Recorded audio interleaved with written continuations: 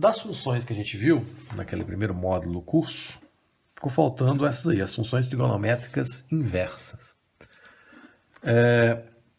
A ideia da função trigonométrica inversa, ela sai da seguinte relação, que é a função arco-seno, arco-cosseno, arco-tangente. Também tem a arco-secante, arco-cossecante e arco-cotangente. Vamos trabalhar com essas três aqui. As outras, o caminho é parecido. Se eu digo que o seno de π sobre 6, que é 30 graus, né? Π sobre 6 é 30 graus, é igual a meio, lá daquela tabelinha a gente tem, na tabelinha dos arcos notáveis, o seno de 30 graus é meio. Se o seno de π sobre 6 é meio, isso quer dizer que o arcosseno de meio é igual a π sobre 6. Percebe a diferença da relação aqui? O seno busca o valor do seno desse ângulo. O arcosseno busca qual ângulo cujo seno dá isso aqui. Então, se eu tenho lá o cosseno de π sobre 6, que é 30 graus, é raiz de 3 sobre 2. Isso aqui significa que o arcosseno de raiz de 3 sobre 2 é igual ao ângulo π sobre 6. Então, ele procura pelo ângulo. Eu tenho lá que se a tangente de π sobre 4, que é 45 graus, é igual a 1, então o arco tangente de 1 é igual a 45 graus, é igual a π sobre 4. Então essa aqui é a relação inversa do arco cosseno, arco seno e arco tangente. Então se você sabe o seno, você sabe o arco cosseno. Então um procura pelo valor do seno cosseno tangente, o outro procura pelo ângulo cujo valor dá isso, pelo ângulo cujo valor dá isso, pelo ângulo cujo valor dá isso. Então daqui a gente consegue derivar um outro conjunto de funções, que são as funções trigonométricas inversas. No entanto, eu preciso chamar a atenção aqui para uma questão de notação. Essas funções trigonométricas, elas têm essa notação, função trigonométrica inversa, que você coloca arco e a função trigonométrica que você quer. Ela tem uma notação muito usada também, que é o seguinte: o arco seno de x pode ser escrito como isso aqui, ó. Isso aqui não é seno elevado a menos 1, é arcosseno de x. Então é uma forma de notar, às vezes gera confusão, porque isso aqui não é uma potência, isso aqui não é uma potência. Isso aqui não é isso aqui. Isso aqui é diferente. Então, essa situação aqui que eu falo aqui, seno ao quadrado de x, isso aqui é o seno de x ao quadrado. Isso aqui vale para todas as potências, mesmo para o menos 1. Se for o menos 1, você vai ter que indicar que é uma potência dessa forma. Você não pode escrever o menos 1 aqui, porque se você escrever isso aqui vira arcosseno. O arcosseno pode ser notado assim ou pode ser notado assim. Então tem que ter cuidado em relação à potência quando ela é menos 1. Ela menos 1 está indicando uma função, não tem nada a ver com o valor inverso. Porque o valor inverso, isso aqui é 1 sobre seno. O seno elevado a menos 1 é 1 sobre seno, que a gente já viu que é a cossecante. Não tem nada a ver com arcosseno. Então tem que tomar cuidado em relação à notação, que ela pode vir assim ou ela pode vir assim. Se vier assim, fica mais fácil que não confunde. Então vamos estabelecer ali as funções trigonométricas inversas. O arcosseno, ele tem essa relação aqui. Eu quero fazer a função f de x igual a arcosseno de x. Ou f de x, isso aqui se lê arcosseno de x, né? Seno elevado a menos 1 é arcosseno de x. Então vamos pensar aqui na ideia. Para você achar a função inversa, como essa aqui é a função inversa da função tangente, a gente viu como é que faz. Eu isolo o x e troco de lugar. Então se eu tenho lá um y igual a seno de x, o que eu tenho que fazer é isolar o x em relação ao y e depois trocar as letras de lugar. Igual a gente fez nas funções inversas, a gente fez com reta, com funções mais simples. Como é que eu tiro esse x daqui? É justamente com essa ideia do arcosseno. Se y é igual a seno de x, isso aqui é verdade se, somente se o x for igual a arcosseno de y. Se y é igual a seno de x, o x é igual a arcosseno de y. Nessa relação aqui, ó.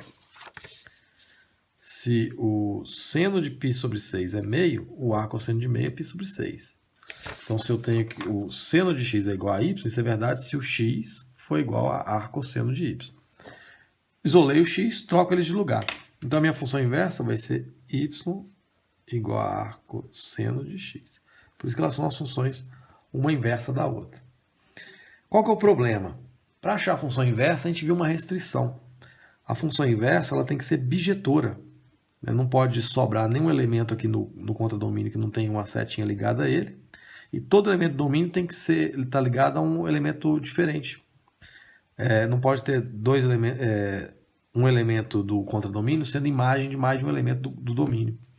Porque quando você inverter, deixa de ser uma função, deixa de ser algo assim. A gente viu isso nas aulas passadas. E a função seno, ela não é bijetora. Como é que é a função seno? A gente viu ela. Ela sai aqui do 0, 0, faz assim, eternamente a senoide. Ela está presa aqui entre 1 e o menos 1, que é o 0, tem um pontinho aí que a gente viu. Qual que é o problema? Se eu tenho um elemento que, por exemplo, meio, ele é a imagem desse ponto aqui, que a gente já sabe que é π sobre 6, né, 30 graus, desse ponto aqui que é outro ângulo, desse ponto aqui que é outro ângulo, desse ponto aqui que é outro ângulo, ou seja, o mesmo elemento do contradomínio, no caso ali π sobre 6, ele é a imagem de um monte ou de infinitos valores lá do domínio. Então, quando eu inverto isso, deixa de ser uma função. Como que a gente faz para trabalhar então com a função arcosseno? A gente corta um pedaço da função, a gente vai ter que estabelecer um domínio para ela. E é usual a gente pegar aqui em volta da origem. Eu vou pegar esse pedaço aqui da função seno. Esse pedaço aqui a gente vai inverter. Então, para fazer a função arcosseno, eu só vou conseguir fazer isso se eu restringir. Aqui vai ser entre esse ponto máximo, aqui é o ponto π sobre 2, 90 graus, e menos π sobre 2, menos 90 graus. Então, esse mundo aqui do arcosseno só vai funcionar entre π sobre 2 e π sobre 2. Então, o meu domínio da função seno, o meu domínio vão ser os valores entre menos π sobre 2 e π sobre 2. Que tem uma imagem, as imagens que estão entre menos 1 e 1. Então, você tem aqui o domínio e o contradomínio, que estão entre menos 1 e 1. Como é que a gente fez? A gente isolou o x e trocou isso de lugar. Então, quem está trocando é esses conjuntos. Essa aqui seria a relação y igual a seno de x. Como é que a gente faz lá na função inversa? A gente troca o domínio e o contradomínio de lugar, quando a gente troca as letras aqui de lugar. A gente coloca esse conjunto aqui.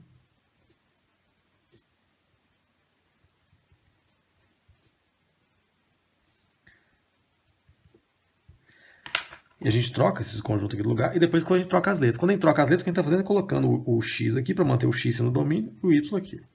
Então aqui eu tenho o domínio da minha nova função, aqui o contradomínio.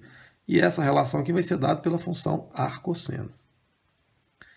Então o arcosseno é uma função cujo domínio está entre 1 e menos 1.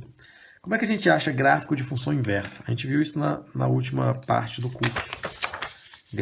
Nas últimas aulas. Gráfico de função inversa você consegue refletir em torno da peripsetriz. Você traça a peripsetriz, você conclui com a função inversa da outra, tudo que ela faz aqui invertido. Né? Você tem aqui a função, essa aqui é a função inversa. Então você conhece o gráfico da função, você conhece o gráfico da sua inversa. Então a função arcosseno, o gráfico dela, vai ser a inversão desse aqui. Ó. Percebam que se eu traçar aqui a primeira peripsetriz, essa barriguinha aqui vai para baixo, essa barriguinha aqui vai para cima, ela vai ser alguma coisa mais ou menos assim. Ó. Percebem? Deixa eu colocar ela aqui. A primeira peripsetriz ali, ela entra para poder refletir a função arcosseno. Então, ela é mais ou menos assim. Que eu consegui como? Refletindo esse pedacinho aqui do gráfico da função seno em torno da primeira peripsetriz.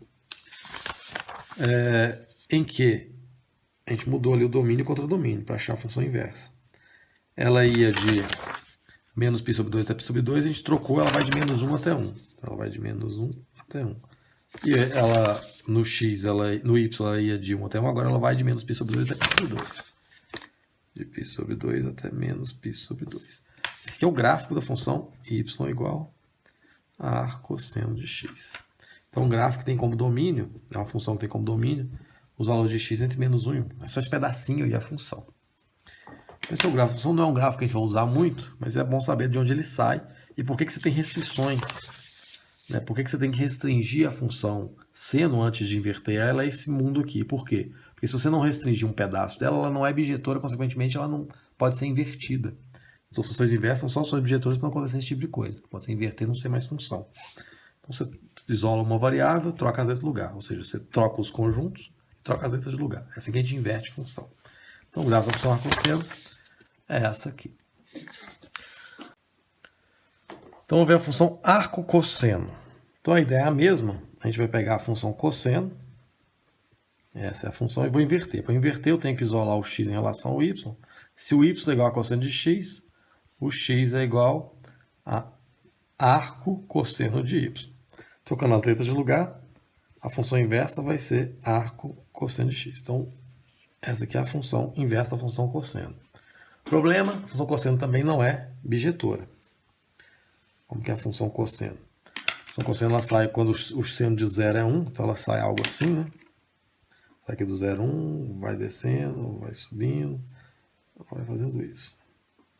Então aqui é o 0, no 90 graus no π sobre 2 ela zera, ela dá menos 1 no π, depois ela dá 0 de novo no 3π sobre 2, que é 270 graus, depois ela dá 1 lá no 2π, ela faz assim de novo, 1, 2π, por aí vai. E aqui os simétricos, né? Menos π sobre 2, menos π.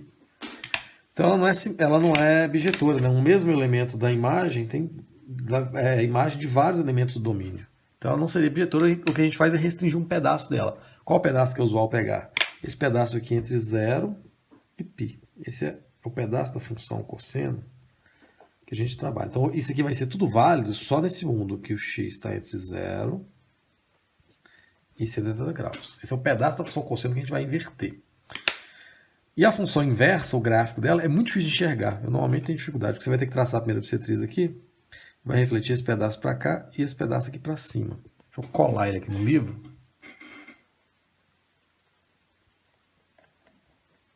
Tá, achei ela aqui. Vamos ver se vai dar pra gente aceitar isso, que ela é a reflexão. Quando você reflete, você faz ele certinho no gráfico, você percebe que é exatamente isso. Mas ela é uma função, então. Vamos lembrar aqui. O domínio dela está entre 0 e π. E o contradomínio está entre 1 e menos 1. Quando você troca de lugar, você troca o domínio e a imagem.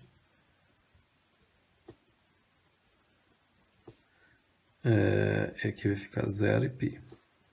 O que a gente faz é isso aqui, né? A gente troca o domínio contra o domínio de lugar, quando a gente isola isso aqui, e depois troca as variáveis. Então aqui onde era y vira x, e aqui onde era x vira y. Por isso que a gente troca ali. Então a função cujo domínio fica entre 1 e menos 1, e o contradomínio fica em 0 em π. Então ela vai ficar aqui entre 1 e menos 1, ela é mais ou menos assim. Onde é que ela corta? Ela corta no π sobre 2. Mais ou menos isso. Essa eu tenho dificuldade de enxergar ela a partir daqui. Mas é a hora que a gente vai estabelecer isso. Então ela fica entre menos 1 e 1. Esse aqui é o domínio dela, ok? Entre menos 1 e 1. E o condomínio fica entre 0 e π. Esse pontinho aqui é o π. E aqui é o π sobre 2, que é onde zero, né? Onde zero aqui.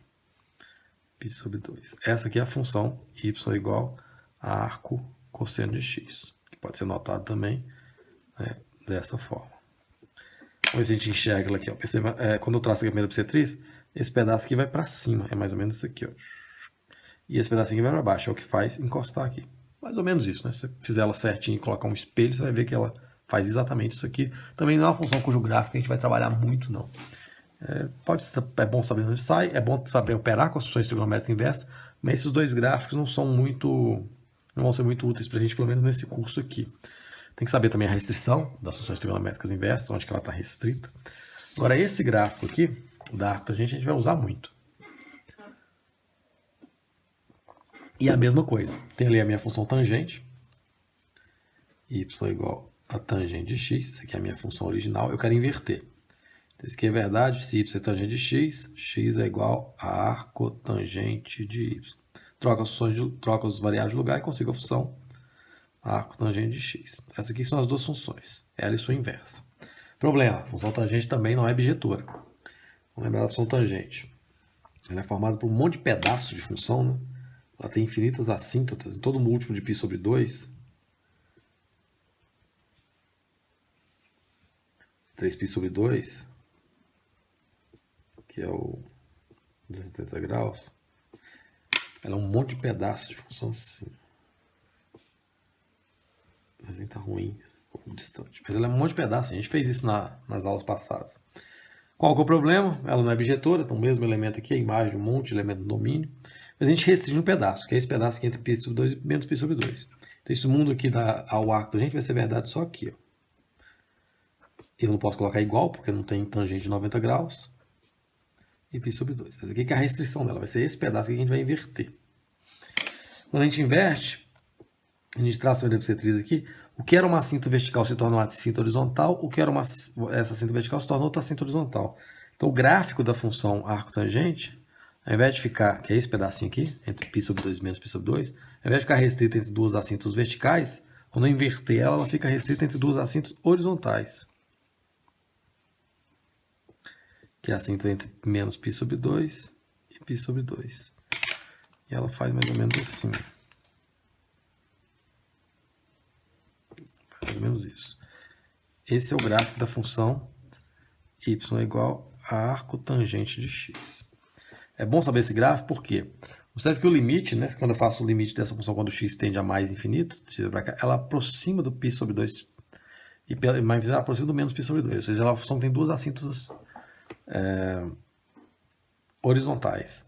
E as restrições em que ela fica presa, o domínio dela é mais e menos infinito, que era o contradomínio antigamente, qualquer x real, e a imagem dela é só entre π sobre 2 e menos π sobre 2. Então essas são as funções trigonométricas inversas. A gente precisa saber de onde ela sai, precisa saber operar com essa expressão arco tangente, né? Calcule o arco tangente de tal número. Você tem que saber lá na calculadora, normalmente, dependendo da calculadora, você tem que ter um botãozinho que é um F-1 assim. Então você quer calcular o arco tangente, o arco cosseno, o arco seno, normalmente, você aperta isso aqui, que é a segunda função, e aperta a tecla da função que você quer aplicar. Aí você vai estar calculando o arco tangente, não a tangente. Lembrando, você tem que a tangente de π sobre 4 é 1, só um exemplo aqui porque fica fácil, porque o valor dá exatinho. Isso aqui é verdade, somente se o arco tangente de 1 é π sobre 4. Então, se você puser lá, segunda função, tangente e 1, você vai achar isso aqui. Ó. Se tiver em radianos, π sobre 4. Se tiver em graus, 45 graus. Então, essas são as relações das funções trigonométricas com suas inversas e os gráficos que elas geram. Lembrando que esse gráfico é muito bom saber como um gráfico elementar. Como um gráfico que é bom ter ele em mente, porque vai facilitar alguns cálculos de limites um pouco adiante. Bom, então era essa matéria. Ficou faltando esse pedacinho aí da matéria da primeira prova. Acabei não cobrando função trigonométrica, mas também faltou um pedacinho de função trigonométrica inversa, que são essas três. Existe a função arco secante, arco cossecante e arco cotangente. A gente não vai operar com isso, não tem lá no livro do Stuart. Se precisar usar, tem no livro do IESE também, se precisar usar. Acho que tem no livro do IESE bem detalhado. Se precisar, a gente vai voltando nela. Então, fechar aí aqui o primeiro bloco do curso. Vamos agora, de fato, começar a matéria do segundo bloco do curso. E antes disso, eu quero enunciar aqui um problema chamado problema da tangente. Eu quero achar uma reta que tangencia, significa que tem só um ponto em comum, a uma determinada função em um ponto. O que eu quero aqui, nesse caso, é achar a função que é tangente à função x2, para esse exemplo específico, aqui no ponto 1 e 1, né? Porque o ponto 1 e 1 faz parte dessa função. Quando x é igual a 1, 1 ao quadrado é 1. Então, eu estou querendo saber o seguinte, quem é a equação dessa reta aqui, ó, que vem aqui e que toca nessa função só nesse pontinho. É só esse ponto em comum com ela. Qual que é o problema de achar essa equação da reta tangente? Eu só tenho um ponto, né? Vocês lembram que para a gente calcular a equação de reta eu precisava de 2 pontos? Eu acho a inclinação pelos 2 pontos, depois eu faço a equação. Mas aqui eu tenho só um ponto. Como é que você acha um ponto que só passa por um ponto 1, 1? É muito pouca informação. No entanto, além dessa informação do ponto pelo qual ela passa, você tem essa informação que ela tangencia, no caso do nosso exemplo aqui, essa função. E a ideia para a gente encontrar a equação dessa função é o seguinte. Eu traço uma segunda reta que também passa por esse ponto e que corta a minha função em outro ponto mais adiante. Vou pegar um ponto aqui assim. Vou pegar uma segunda reta que faz isso.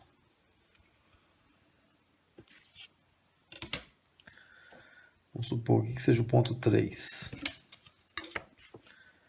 A gente até sabe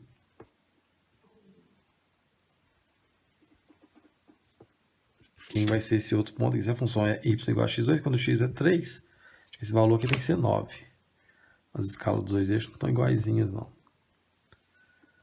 A função está ali meio achatada. Tem que ser 9. Então eu traço uma segunda reta que passa pelo ponto que eu quero e por um outro ponto qualquer da função. O ponto 3,9 é um dessa função.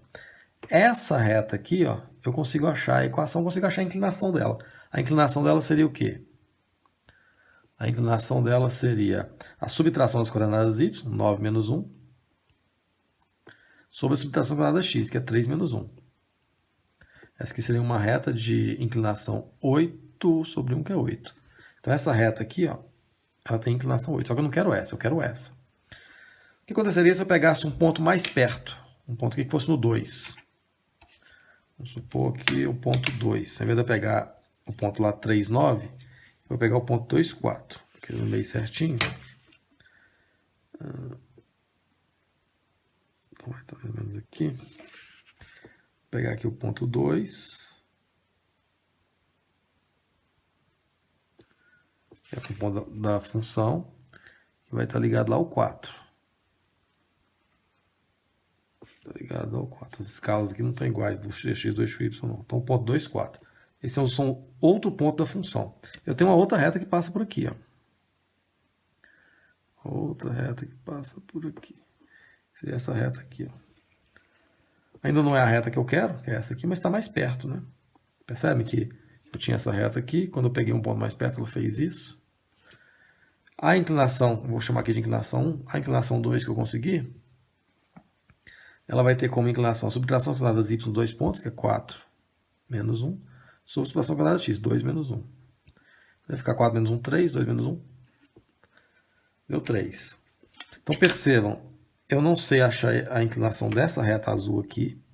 O que eu fiz? Peguei um outro ponto da função e tracei uma reta que passa pelo ponto que eu quero, mais um outro ponto. No caso que eu peguei o 3,9. A inclinação deu 8. É uma aproximação, não tinha nada a respeito da inclinação dessa reta azul. É algo tá ali, pelo menos aqui tem inclinação 8. Só que é uma aproximação muito ruim. O que eu fiz? Peguei um ponto mais perto. Peguei esse ponto 2 e consegui uma segunda reta. Eu quero a inclinação dessa, mas eu consigo calcular o dessa.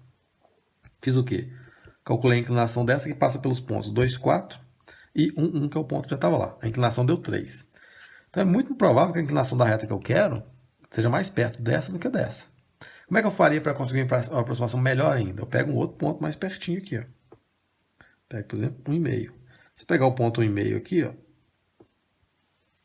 lá na função, o segundo ponto vai ser 3,25, não é isso? 3,25, o ponto 1,5. Se eu pego esse ponto 1,5 e 3,25,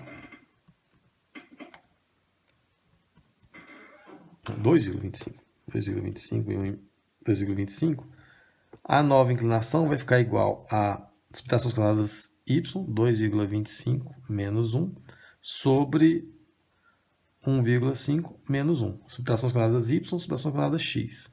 Isso vai ficar igual a 1,25 sobre 0,5, que vai dar igual ao dobro disso aqui, que vai ser 2,5. 2,5. Então, se eu tivesse pegado uma retinha que passa por esse ponto e por esse aqui, ó, a inclinação dela daria 2,5. E seria uma retinha mais próxima da que eu quero do que aquela anterior. Percebe? Eu tinha essa inclinação. Eu quero achar a equação dessa reta azul. Estou achando o programa primeiro da inclinação.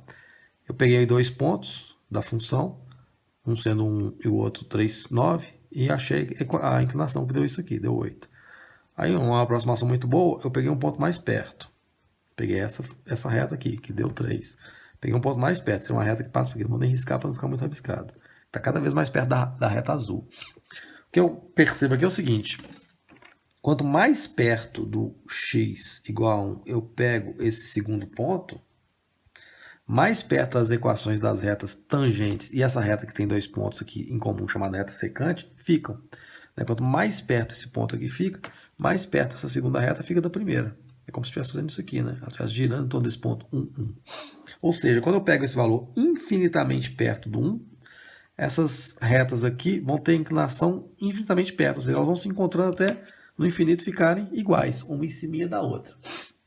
A operação matemática que permite a gente trabalhar com o infinito é uma operação chamada limite. A gente trabalhou o tempo inteiro com isso.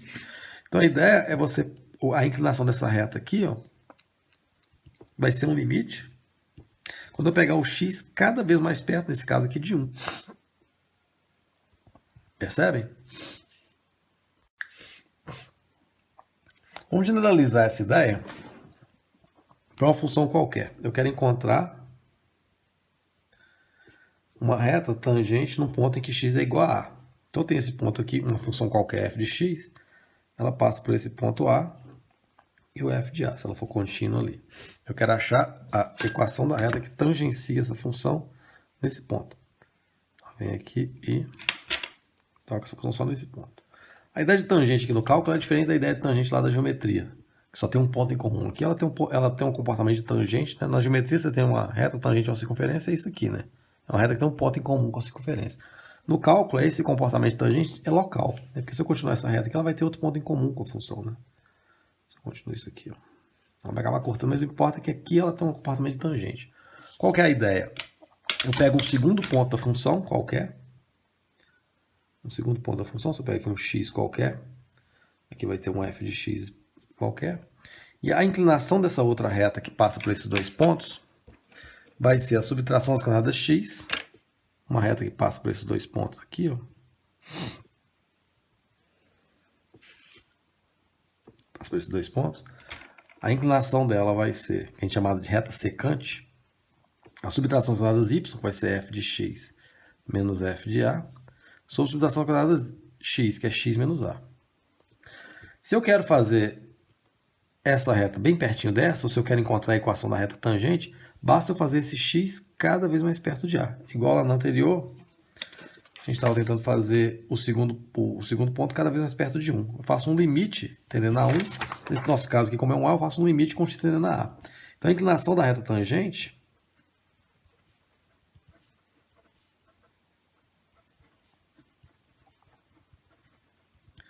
ela vai ser dada pelo limite com o x tendendo a dessa expressão, né, da inclinação da reta secante, de f de x menos f de a sobre x menos a. Então esse limite aqui me permite calcular a inclinação de uma reta que tangencia uma função. Apesar de eu ter só um ponto da reta, eu consigo achar a inclinação dela. Por exemplo, naquele exemplo anterior, em que eu tinha a função x2, tinha a função x2 assim, eu queria achar uma equação de uma reta que tangencia essa função no ponto 1 e 1, dessa reta aqui, ó. 1 e 1, que é y igual a x2. Então a ideia é a seguinte, eu traço um segundo ponto geral da função. Isso aqui você tem um f de x igual a x2, se eu pego um x qualquer, a segunda coordenada vai ser ele ao quadrado. Se eu pego 1, é 1 ao quadrado. Pego 2, 2 ao quadrado. 3, 3 ao quadrado, você pega um x, é x ao quadrado. A inclinação de uma reta que passa por esses dois pontos aqui, por esse ponto específico 1, 1 e por esse ponto geral x e x2, a inclinação dessa reta aqui, ó, a gente sabe fazer. Que é uma reta que passa por dois pontos, a inclinação é simples, né? A inclinação vai ser subtração das coordenadas x, que vai ser x2 menos 1, sobre subtração das coordenadas y, vai ser x menos 1. Se eu quero fazer essa reta cada vez mais perto da outra, ou seja, se eu quero achar a inclinação da reta tangente, não da reta tangente, não da reta secante, o que eu faço é esse ponto cada vez mais perto do anterior. Se eu pego esse ponto x cada vez mais perto, a minha reta secante ela vai ficando cada vez mais perto da minha reta tangente, até que no infinito elas se encontram.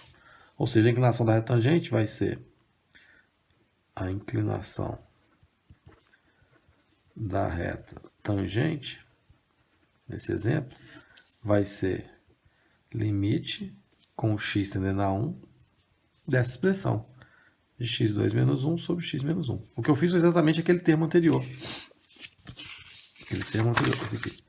Foi o limite da função menos a função aplicada no ponto, x menos o valor. Eu fiz o limite com o x tendendo a do f de x menos f de a sobre x menos a. Foi exatamente o que eu fiz aqui, ó. No caso, o f de x é x2 menos o f de a, que é quando o x é igual a 1, 1 ao quadrado é 1, x menos o valor para o qual o x está tendendo. No caso aqui é 1. Então, calculando esse limite aqui, é um limite que a gente sabe fazer, né?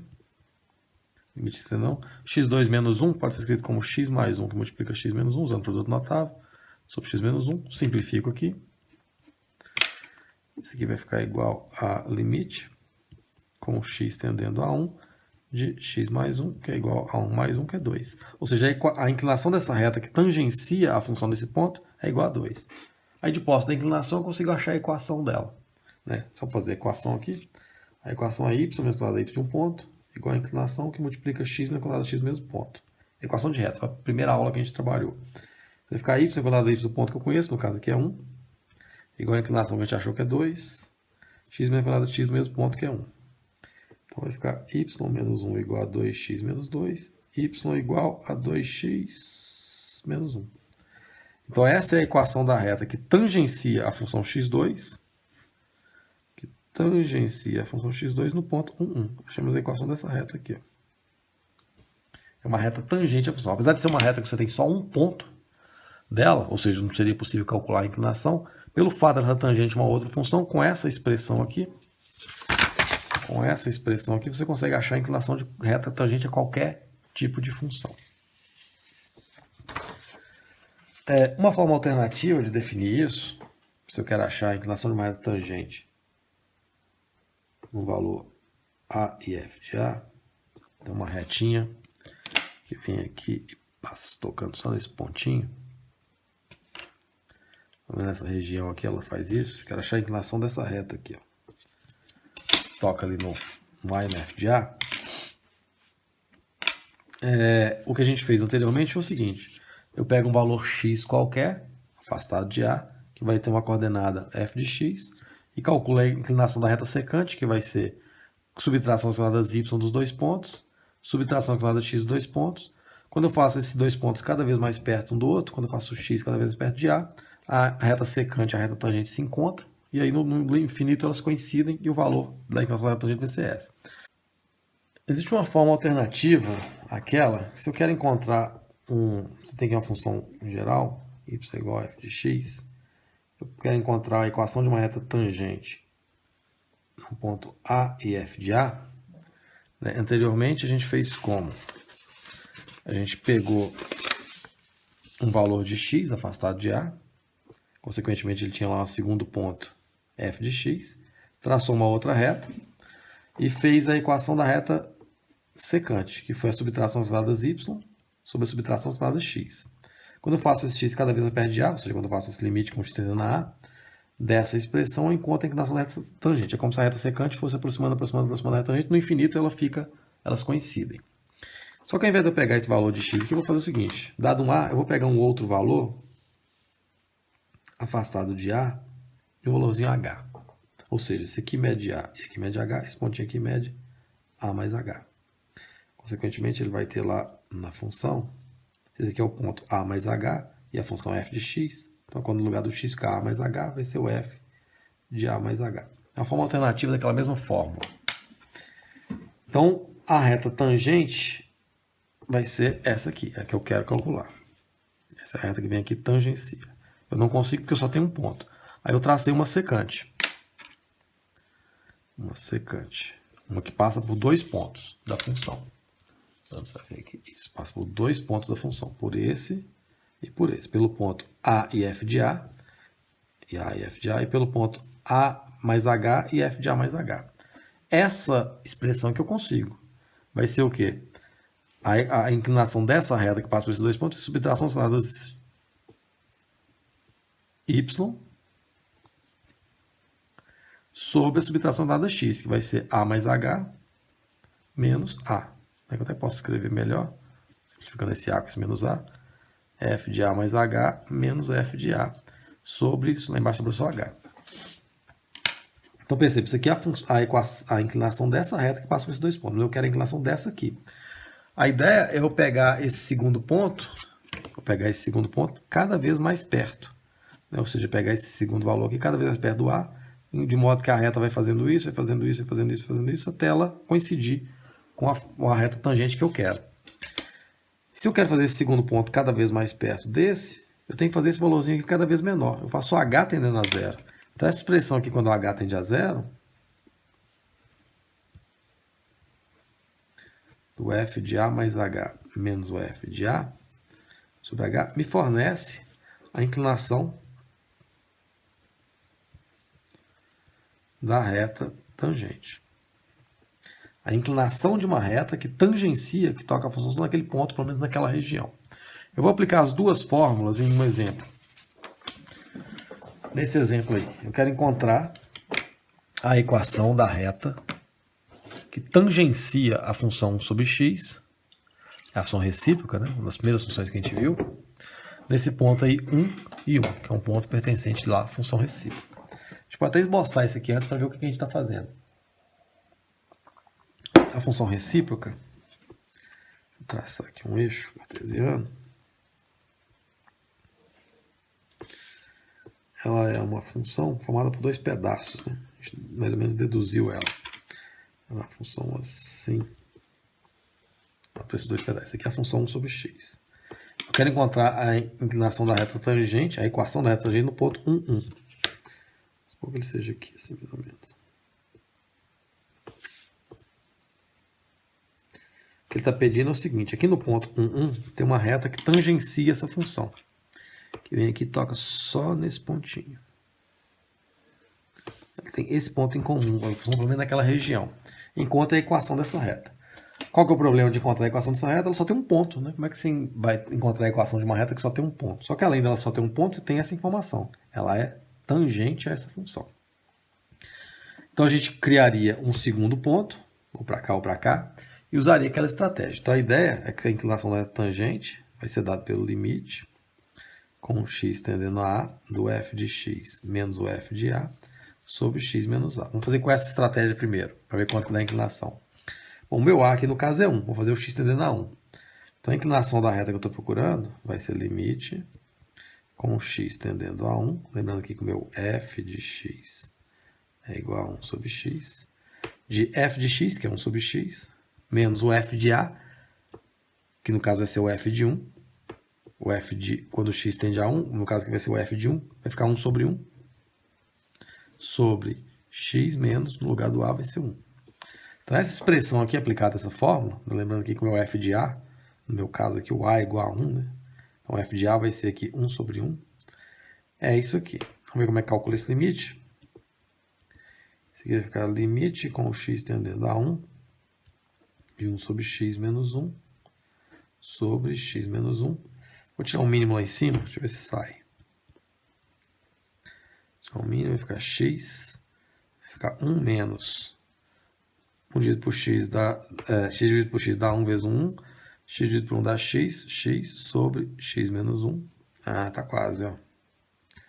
Vai ficar limite com x tendendo a 1. Vou colocar um menos em evidência lá em cima, vai ficar menos x menos 1. Olha o que acontece, eu distribuo esse parênteses aqui, vai ficar esse menos vezes x dá menos x, esse menos vezes 1 dá 1. Então só coloquei o menos em evidência sobre x menos 1. Ou posso escrever esse limite como limite com x tendendo a 1. Quando eu tenho fração em cima de fração, conservo de cima e multiplico pelo de baixo invertido. Posso simplificar. Isso aqui vai ficar limite com x tendendo a 1. O que sobrou? Vai ficar menos 1 sobre x. Se eu substituir x por 1, vai ficar menos 1 sobre 1, que é igual a menos 1. Então a inclinação dessa reta é menos 1. Esse menos 1 que a gente encontrou aqui foi a inclinação. Percebam que seria completamente irrelevante se eu tivesse usado a outra fórmula. Deixa eu usar outra fórmula que a gente fazer a equação. Se eu tivesse usado a outra fórmula, que é aquela que diz que a inclinação da reta tangente é o limite com h tendendo a zero do f de A mais h menos o f de A sobre h. Lembrando que o nosso A aqui é 1. Então, aplicado nesse caso aí, vai ser limite com h tendendo a zero de f de 1 mais h menos o f de 1 sobre h. Aplicando isso nessa função, como é que vai ficar? Vai ficar limite com h tendendo a zero. O f de 1 mais h vai ser quando no lugar do x for 1 mais h. Vai ficar 1 sobre 1 mais h menos o f de 1, que é 1 sobre 1 sobre h. Então, esses dois limites têm que dar o mesmo valor. Vou fazer ele aqui. Aqui vai ficar limite com h tendendo a zero tirar o mínimo aqui em cima, vai ficar 1 mais H. Não posso substituir o zero, né? Porque tem um H aqui embaixo. 1 mais H dividido por 1 mais H dá 1 vezes 1, 1, menos 1 mais H sobre H. Vai ficar o limite com H tendendo a zero. Em cima vai ficar 1 menos H sobre 1 mais H sobre H. Esse 1 com esse menos 1 cancela. Então vai ficar limite com H tendendo a zero. Aqui ficou menos H sobre 1 menos H. Menos H sobre 1 mais H. Conserva de cima, multiplica o de baixo invertido, sobre 1 sobre H. Agora eu vou conseguir cancelar o H, que é o que eu queria desde o início. Esse limite vai ficar igual a limite com H tendendo a zero de, o que sobrou lá em cima? Menos 1. Sobrou aqui embaixo, 1 mais H. Posso substituir o H por zero agora? O H por zero agora vai ficar menos 1 sobre 1 mais 0, que é igual a menos 1. Como era de se esperar, que desse menos 1, porque da outra forma também deu menos 1. Então, tanto faz usar essa fórmula aqui, ou essa aqui, para você calcular a inclinação de reta tangente. Elas são equivalentes. Bom, como a gente já tem aqui a inclinação, que é menos 1, pediu para a gente calcular a equação, calculei a equação. Equação da reta é y menos a coordenada y do ponto, igual a inclinação, multiplica x no quadrado de x do mesmo ponto. O ponto é 1, 1, então vai ficar y menos 1, coordenada y do ponto, igual a inclinação, que dá o menos 1, x menos coordenada x do mesmo ponto, que no caso aqui vai ser 1. Vai ser y menos 1 igual a menos x mais 1, y igual a menos x mais 2. Essa é a equação da reta que tangencia, essa aqui é a reta, y igual a menos x mais 2, que tangencia a função 1 sobre x nesse ponto. Moral da história. Se você sabe que uma reta é tangente a uma função, em um ponto específico, você consegue calcular a equação ou a inclinação da reta. Como? Fazendo essa expressão. Ou nessa forma, o valor para o qual x está tendendo, ou nessa forma com h igual a zero. São formas equivalentes que usam a mesma ideia. Qual ideia? A gente não consegue calcular a equação de uma reta tangente, porque ela só tem um ponto. A gente faz uma reta secante, que tem 2 pontos. Calcula a inclinação dela. E depois faz o segundo ponto cada vez mais perto do anterior. Quando você vai fazer esse segundo ponto cada vez mais perto do ponto anterior, do que você quer achar a reta tangente, é como se a reta fosse fazendo isso. A reta fosse fazendo isso aqui. Ó. No infinito, que é o que o limite nos permite trabalhar, no infinitamente perto, quando fica infinitamente perto desses 2 pontos, as duas retas coincidem. Então, no limite, isso aqui permite você calcular a inclinação da reta tangente pela uma reta secante cada vez mais perto dela. Essa que é a ideia geométrica por trás desse procedimento de encontrar a inclinação de reta tangente, que vão sair dessas duas expressões equivalentes. Ou dessa, ou dessa. A gente vai fazer um monte de limite disso, não precisa se preocupar. Isso vai acabar sendo internalizado e vamos ver agora por que a gente estuda isso. Por que achar a inclinação de reta tangente é algo relevante? Bom, vamos fazer um exercício de física para a gente abordar por que esse conceito é importante. Vamos trabalhar com o problema da velocidade. Então, a ideia é que eu tenho uma bola que foi deixada cair de uma torre de 450 metros. Ela vai cair 450 metros. Então, a velocidade dela vai aumentando, né? Eu quero saber o seguinte, sabendo disso, encontre a velocidade média que a bola teve entre os instantes 5 e 6 da queda, 5 e 5,1, 5 e 5,01 e no exato instante 5. Para a gente fazer esse exercício, eu vou lembrar aqui de uma equação de Galileu, que diz que um corpo em queda livre ele se desloca proporcional ao quadrado do tempo. Não sei se vocês lembram dessa expressão. Você tomar uma gravidade como 9,8 metros por segundo, então essa equação aqui, esse S de t é igual a 4,9 T2, me fornece o quanto um corpo em queda livre desloca, de acordo com o tempo que ele gastou. Então vamos responder essa aqui. A velocidade média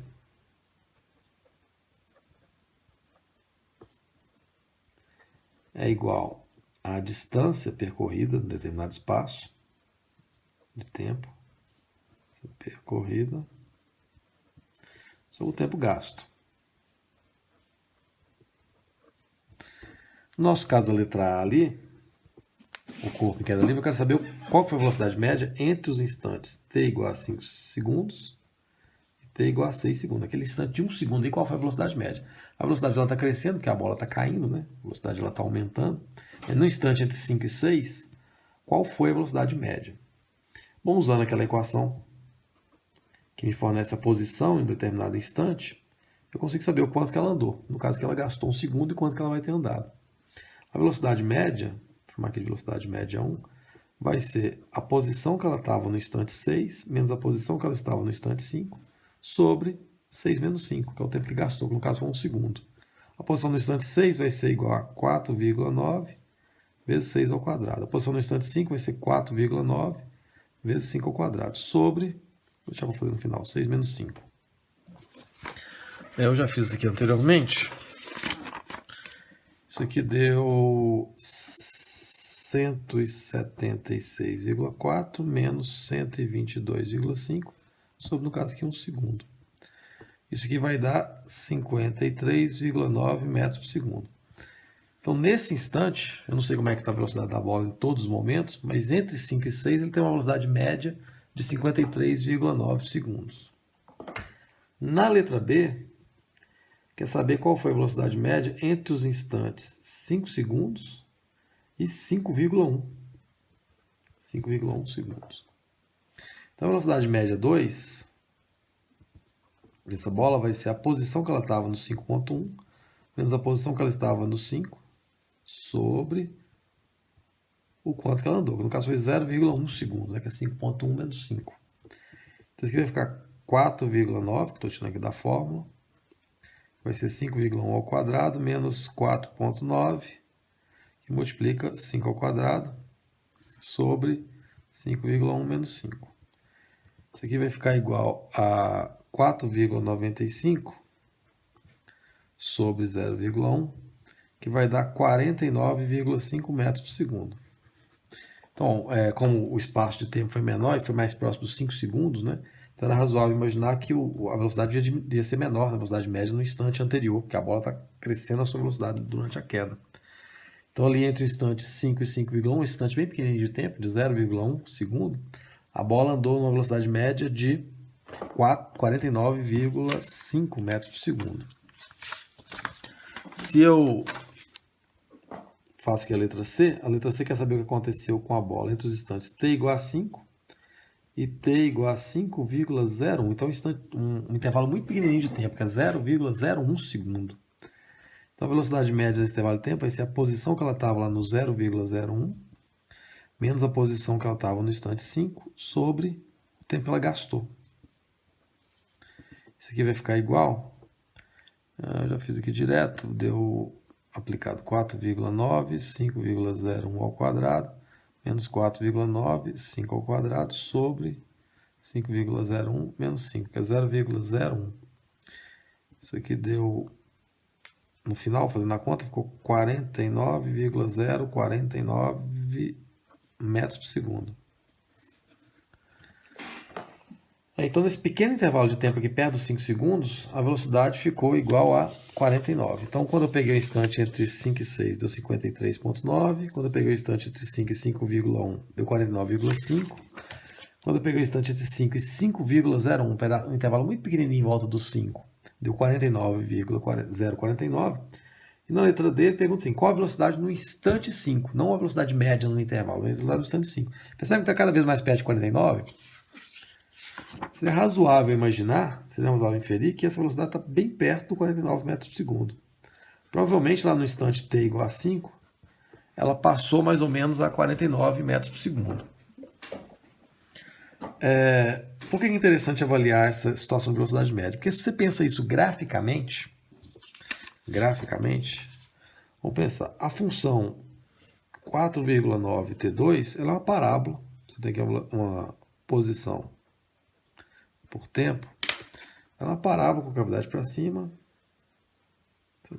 vértice na origem. Isso aqui seria o S de t igual a 4,9t2. É uma parábola. Eu estou analisando o que acontece em torno dos 5 segundos. E do S de 5, que a gente até calculou ali quanto que dá. Percebam que no primeiro cálculo, o meu primeiro cálculo, que foi esse aqui, que eu estava calculando entre 5 e 6, o que eu fiz foi a subtração S de 6 menos S de 5 sobre 6 menos 5.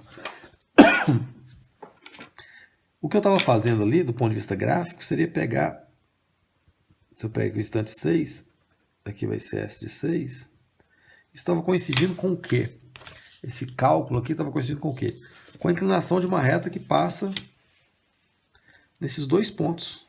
Nesse ponto e nesse ponto, com a reta que passa aqui, ó. Secante a essa reta, secante a essa função.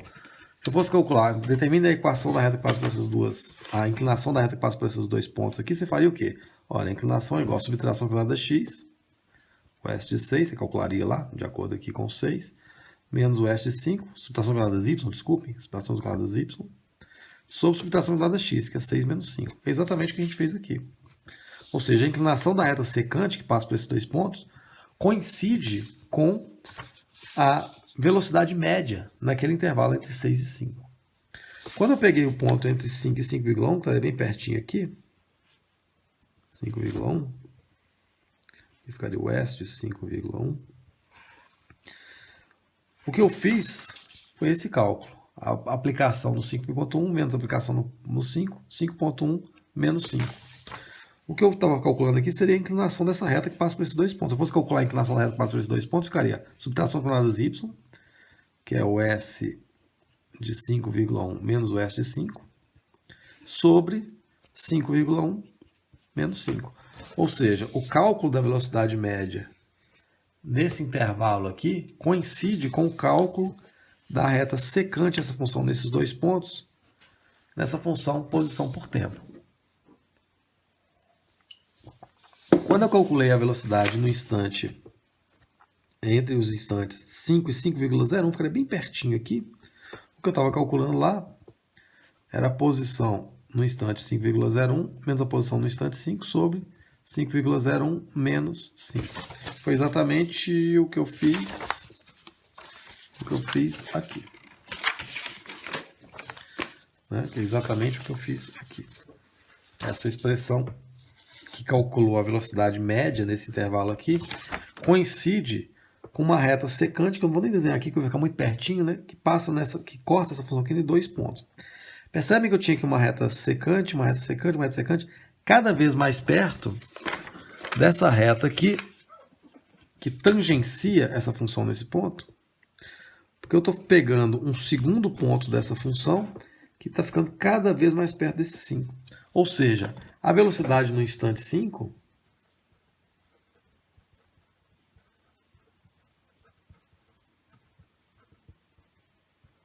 coincide com o quê? Com a inclinação da reta tangente a essa função no ponto t igual a 5 segundos. Então, esse exercício físico, quando você transporta a análise que você está fazendo do ponto de vista da função que você está usando para o gráfico, você percebe que as velocidades médias coincidem com as inclinações da reta secantes e a velocidade instantânea coincide com a inclinação da reta tangente.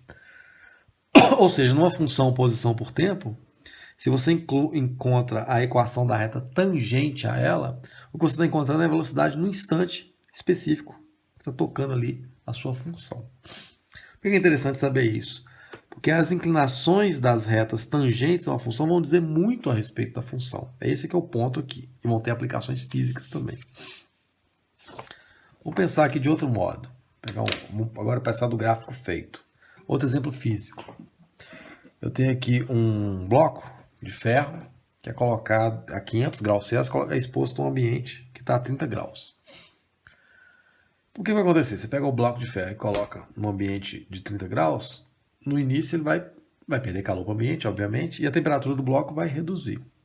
Percebam que quando a temperatura do bloco e do ambiente está muito diferente, né? O bloco está 500 e a temperatura está 30, a perda de calor vai ser muito rápida, a redução da temperatura vai ser muito mais rápida do que no final, quando o bloco estiver lá 40 graus, 35, vai continuar a perda de calor, vai continuar a redução da temperatura, só que vai ser muito mais devagarzinho. Quanto maior for a distância entre a temperatura do bloco e do ambiente, mais rápido vai ser a perda de temperatura. Sabendo disso, qual gráfico abaixo representaria a perda de temperatura da função? a diminuição da temperatura da função, como se comporta a temperatura da função do bloco de ferro. Qual seria a função, o gráfico que descreve melhor a temperatura do bloco de ferro à medida que o tempo passa. Então tem aqui funções temperatura por tempo, que mostram como que varia a temperatura ao longo desse processo, de um bloco exposto a um ambiente de 30 graus, se o bloco está com 500 graus. Pensando que esse primeiro aqui não pode ser ele, né? Por quê? Porque ele está fazendo um decrescimento linear, o que significaria, do ponto de vista físico, que a perda de temperatura é constante durante todo o processo. Não é, né? Quando a diferença de temperatura entre o bloco e o ambiente é muito grande, a queda da temperatura no início é muito mais rápida do que no finalzinho, quando a temperatura está quase igual. Ok? Então esse aqui não é um bom modelo. Esse aqui não tem nem como, né? Porque está dizendo o seguinte, quando à medida que o tempo passa, a temperatura cresce. Não é isso que acontece, né?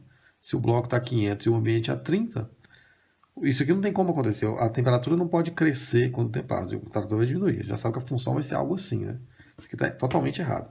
Isso não tem nem como filosofar. Isso aqui ainda pode imaginar um decrescimento contínuo, linear, que também não é verdade. Essa aqui, olha o que está acontecendo.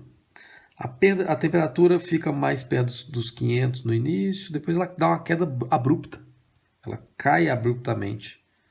Que também não é o que acontece, né?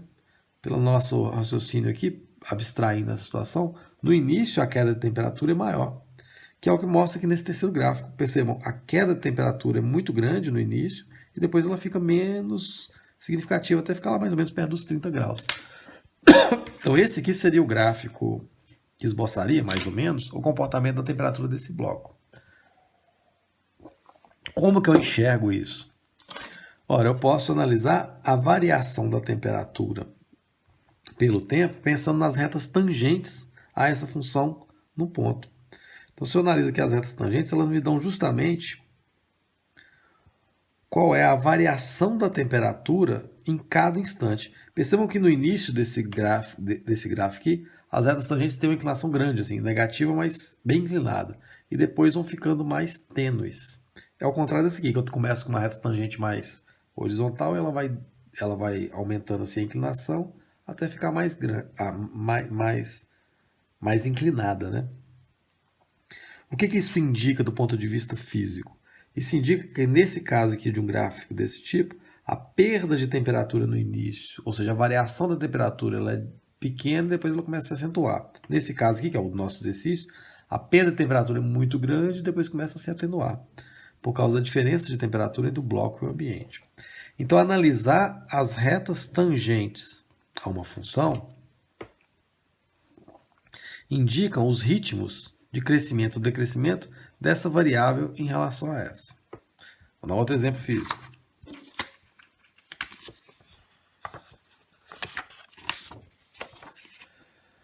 Você tem, por exemplo, uma população, uma função que te dá a população em um determinado momento. Você tem uma função n de t, que te dá o número de indivíduos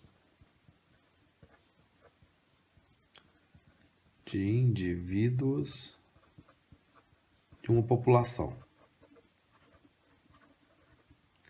Então, se a população cresce ou decresce, você quer saber, depois de 10 anos, qual é a população daquele determinado grupo lá que você está analisando. Se tem uma função que fornece isso, basta você colocar t igual a 10, você vai saber depois de 10 anos quanto tem. Se for bactérias, normalmente isso é usado, né? Uma colônia de bactérias que vai se multiplicando. Você quer saber depois de 10 minutos quantas bactérias tem. Se você tem uma função que te fornece o número de bactérias, basta você colocar 10 minutos lá, você vai saber exatamente o número. Se você faz um gráfico de uma função dessa, vamos supor que a população, em função do tempo, o gráfico está fazendo algo assim. Então, já começou com o observador e fez isso. O que um gráfico desse tipo me diz? Me diz que no início o crescimento da população é muito maior, muito mais acentuado, o tempo passou um pouquinho aqui, ela já cresceu, do que no final. Ou seja, se eu analiso aqui as funções, as retas tangentes a essa função, eu percebo que no início ela é mais inclinada, ou seja, a variação do número de indivíduos em relação ao tempo é muito mais acentuada no início do que no fim do processo. Então, analisar as retas tangentes a uma função em determinados pontos te indica como se dá a variação desse termo em relação a esse ao longo de todo o processo. Quanto mais inclinado for a reta tangente, a variação está mais acentuada naquele momento. Quanto menos inclinado, está menos acentuada. Isso é algo tão importante que tem um nome próprio na matemática, tem um conceito próprio na matemática, analisar a inclinação das retas tangentes.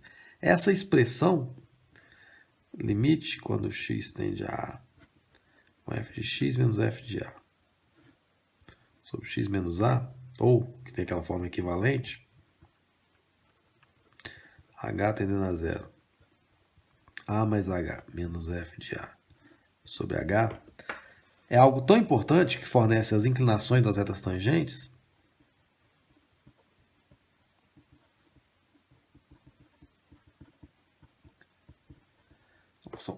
tem uma notação própria ou não própria. Isso aqui é chamado de derivada. Isso aqui é chamado de derivada.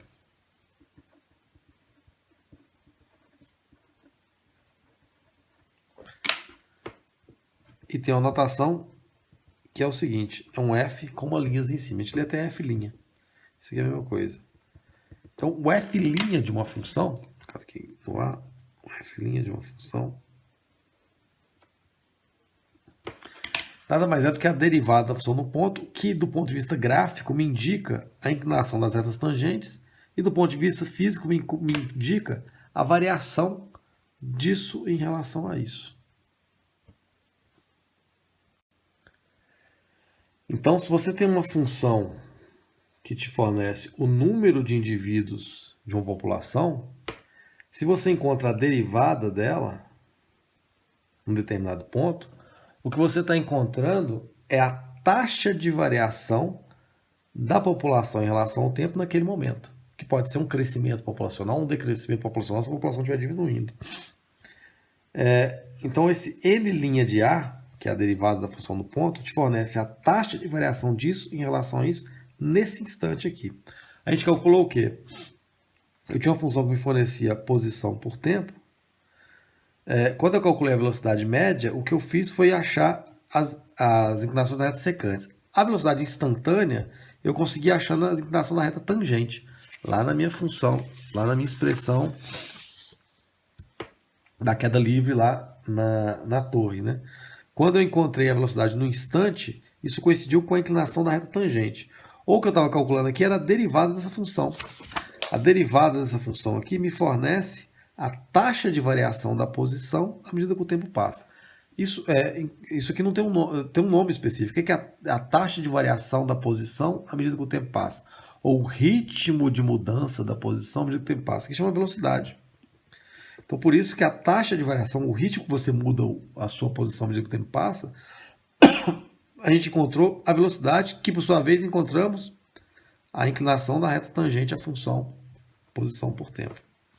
Então, a derivada me fornece, do ponto de vista matemático, a inclinação de uma reta tangente,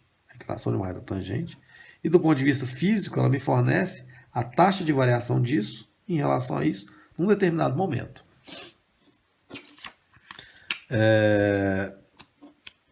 Qual outro que a gente viu? A temperatura, né? Eu tinha lá a temperatura pelo tempo. Eu tinha uma temperatura que aconteceu assim, pelo nosso exemplo. O ritmo de decrescimento da temperatura estava associado às inclinações das retas tangentes dessa função em cada ponto. E a gente percebeu o quê? Que as retas tangentes, elas começam mais inclinadas e vão ficando menos inclinadas, vão ficando mais deitadinhas assim.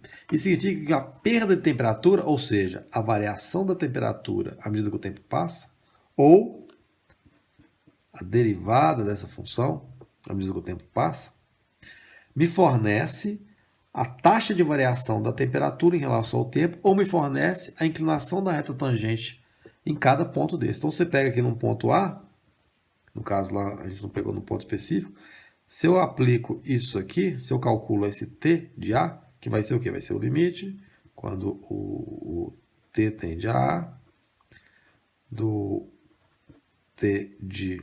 Como é que é? Voltando aqui para o x, me confundi. Vai ser o t num ponto qualquer de tempo, menos no ponto que você calculou, t menos A. Isso aqui vai me fornecer tanto a inclinação da reta tangente nesse ponto A, quanto a taxa de variação da temperatura em relação ao tempo nesse exato momento. Taxa de variação da temperatura em relação ao tempo não tem um nome, né? Diferente da posição em relação ao tempo, que tem um nome, né? A taxa de variação da posição em relação ao tempo chama velocidade. A taxa de variação da temperatura em relação ao tempo não tem um nome específico, é só o ritmo de mudança. Então, a derivada, ou esse limite aqui que fornece as inclinações das retas tangentes, ele te indica um ritmo de mudança. O ritmo que isso está mudando em relação a isso. A taxa de variação desse termo em relação a esse em determinado momento. Então, a derivada no ponto,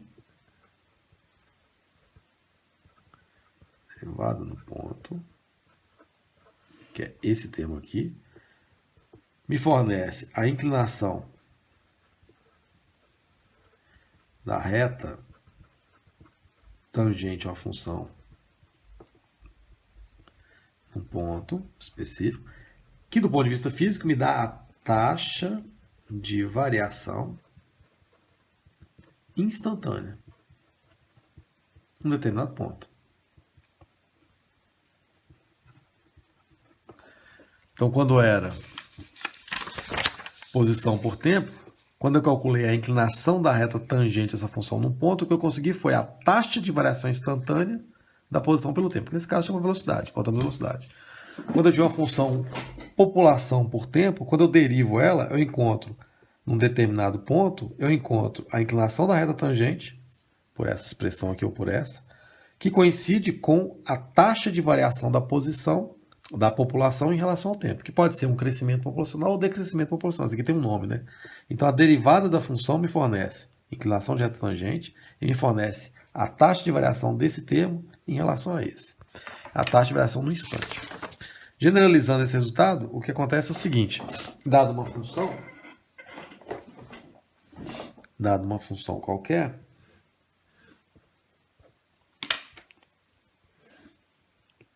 yx, se eu quero saber a taxa de variação do y em relação ao x num determinado ponto, x1, o que eu faço é analisar o que acontece, aqui vamos supor um x1 no y1, analisar o que acontece num determinado intervalo, vamos pegar aqui x2, em que o x recebe um incremento Δx, que gera lá no y um incremento Δy. A taxa média de variação num fenômeno desse tipo, em que o x passa de x1 para x2, vai ser a divisão do y2 menos y1 sobre o x2 menos x1. Ou pode ser escrito como o Δx, que é essa variação aqui, a variação do y dividido pela variação do x. Isso aqui me dá a taxa média de variação.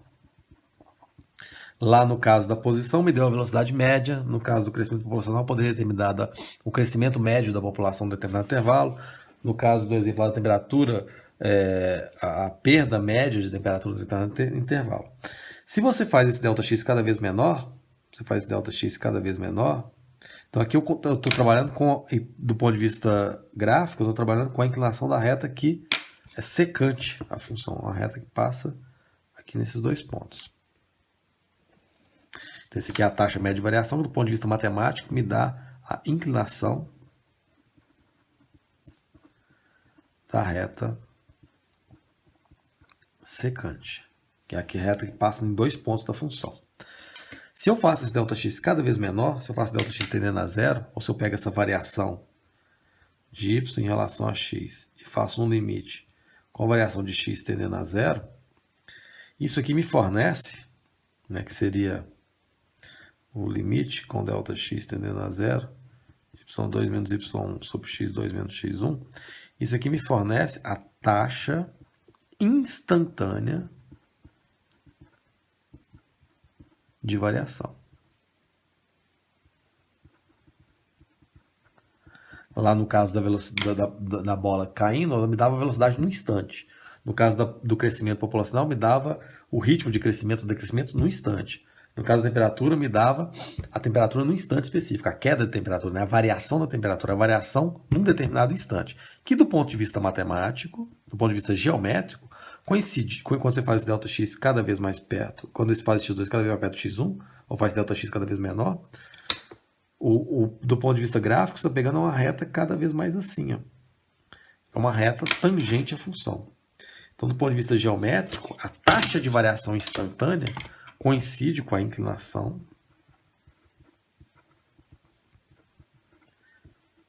da reta tangente. Então, esse é o conceito básico. E essa expressão aqui, isso aqui é chamado de derivada.